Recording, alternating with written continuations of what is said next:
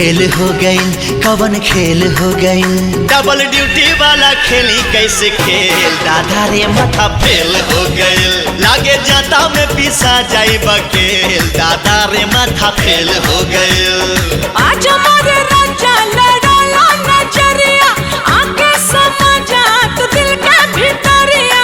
ए रानी मनवा में धीर तनी धारा, बात मान कुछ देर सबर तू करा। अरे दहिया से दहिया के मेल हो गईल, खेल हो गईल, कवन खेल हो गईल। डबल ड्यूटी वाला खेली कैसे खेल, दादा रे माथा फेल हो गईल। लागे जाता में पिसा जाई बकेल, दादा रे माथा फेल हो गईल।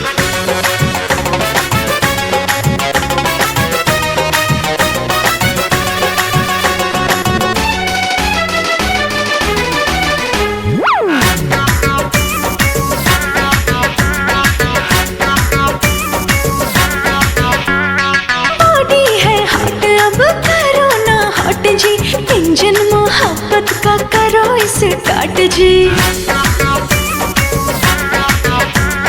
रात बाटे बाकी हो, बात बाटे बाकी, सजिया पे कुल्ही खुराफात बाटे बाकी। छनके लचड़ी खनक जाला कंगना, सुरहो सिंगार खोजे प्यार तो हर सजना। अरे भागला ऐसे जैसे जेल हो गए, खेल हो गईल हो कवन खेल हो गईल। डबल ड्यूटी वाला खेली कैसे खेल, दादा रे माथा फेल हो गईल। लागे जाता में पिसा जाई बकेल, दादा रे माथा रे फेल हो गईल।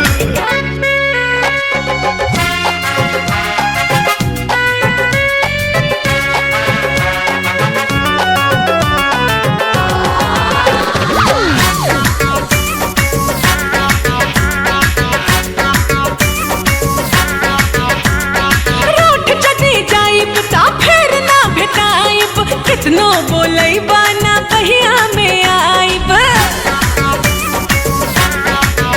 हारू सबूत बहिया में तान ले हब तो होके, किस लेके करवा में बांध ले हब तो होके। ना जाने कैसा तू है हसबैंड, बाहों में आ जाओ कर दो ट्रेंड।